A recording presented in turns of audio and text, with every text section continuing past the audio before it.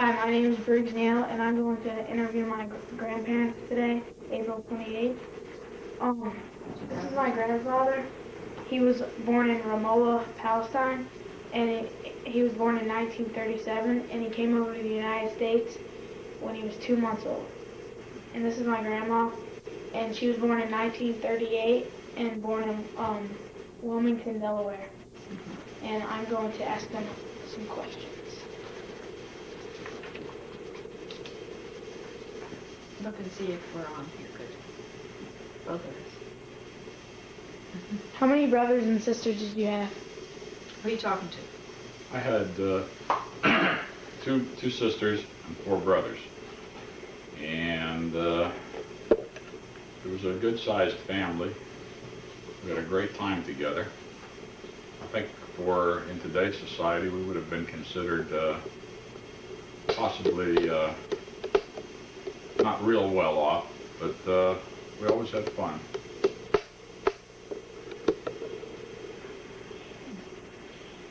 And you want to ask me too, Briggs?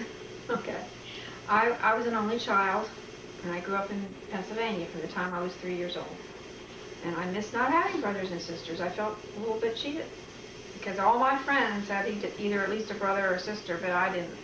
I was a lonely little girl.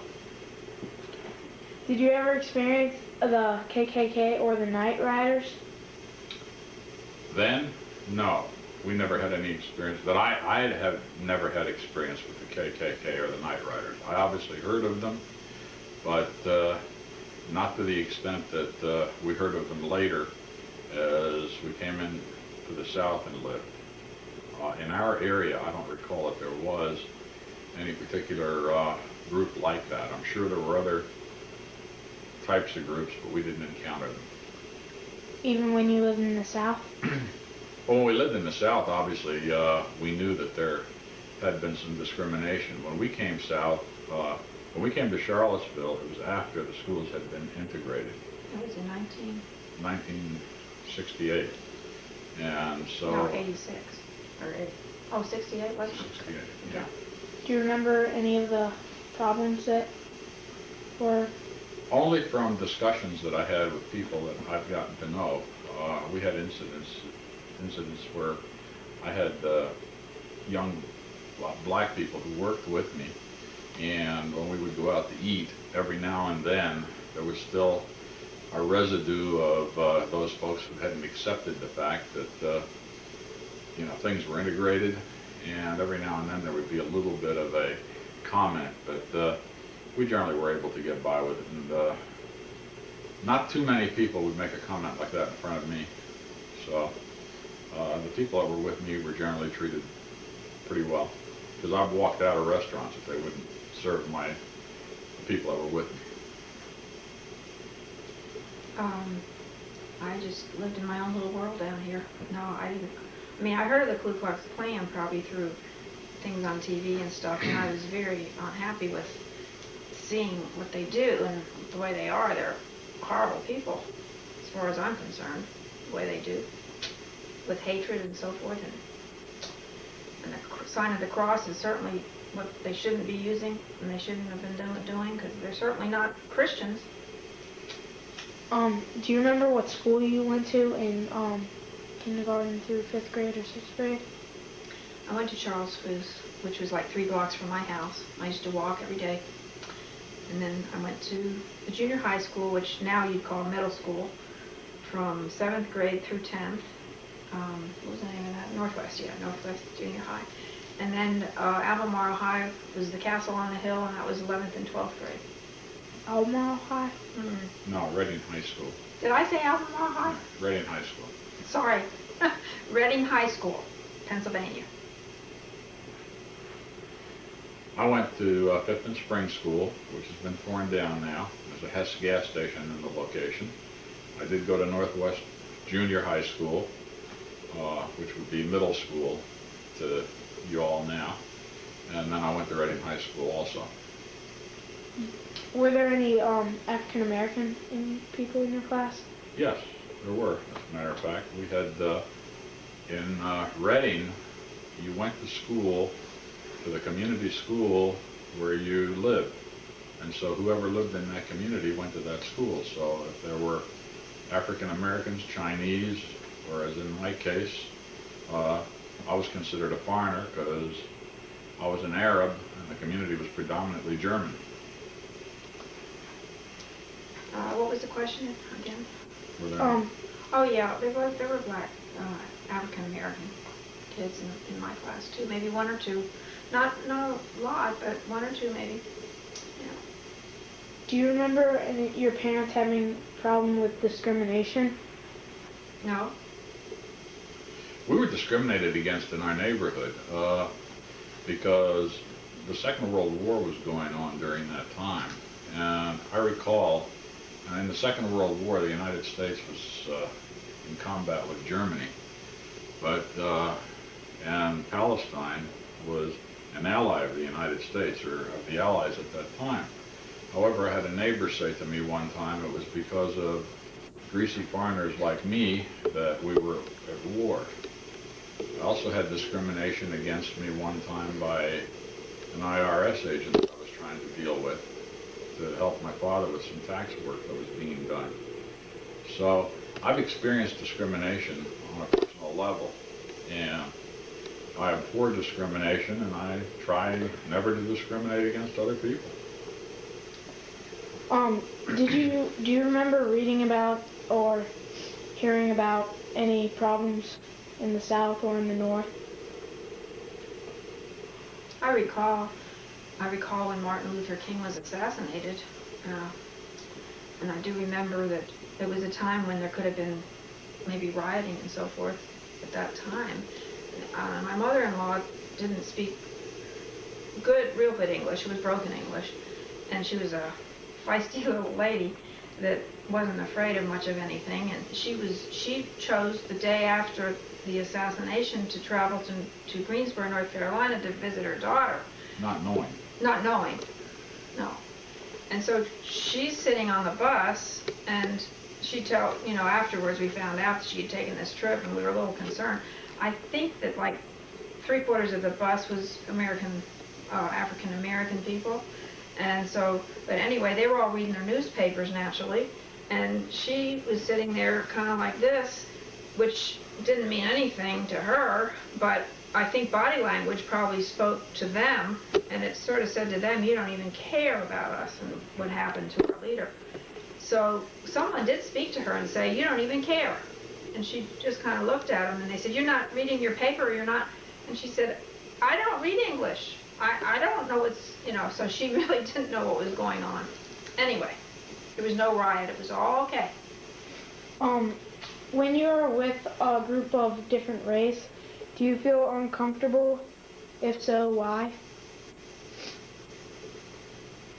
I don't feel uncomfortable, not especially now anymore. I mean, I just have some really good, close African American friends, two different families that have lived in the neighborhood next door to me, and I mean, they were the best of the 10 different families that have moved in over the last 10 years. It's a rental house. So, anyway, the one family has moved away, and I keep contact with her by letter, and they're going to be coming back in a couple of years. I look forward to that. And then you go ahead for a while. Well, to be very candid, yes, there are times when, just because it's something different. But I have to tell you about an experience I had. I went to Jamaica with a mission group, well, actually with just the minister and myself. And when we arrived there, we were with the native Jamaicans, who are black. And the first couple of minutes, I realized here was Tim and I, the only two white people in this entire group in the church and in all of the other meetings that we were attending. And at the beginning, I noticed it. And then as the days went by and we were working together and everything like that, they were people just like we are people. And we ate together, we went to meetings together, we worked together, and it was a very, very good experience. It was a very rewarding experience, and actually a group from our church went back then to help them make some church planning. So I think that anytime that there's something different, people react to the difference. But if you can stop long enough to understand the people, that then, you know, in all the travels that I've done all around different places in the world, I've always found people are people. There are good people and there are bad people. And it doesn't matter what their race or religion is, there's good and bad in all of them. We were brought up in a very strict Christian home, and where discrimination would have been a concern because I'm Arab, would have been towards Jewish people. But my father wouldn't accept that. The town I grew up, or the town that I was born in, was Palestinian Christian, Palestinian Jew, and if they came to this country, they were all welcomed by my dad equally in our home. He put them up for the night several times a night or a week. So you were Arab. Did you feel any discrimination Absolutely. from other people to yourself? Absolutely. Could you expand on that? Well, it's the comment that I was making earlier when I was told that it was greasy foreigners like me that were causing the Second World War. And then if you give some serious consideration to my first name, Munir, and play with it a little bit, you can come up with all kinds of pronunciations. None of them are necessarily complimentary. So in Boy Scouts, I got called lots of names. Even sometimes to this day, I sense it. And I particularly sense it with the what's going on now, of course, in the Middle East.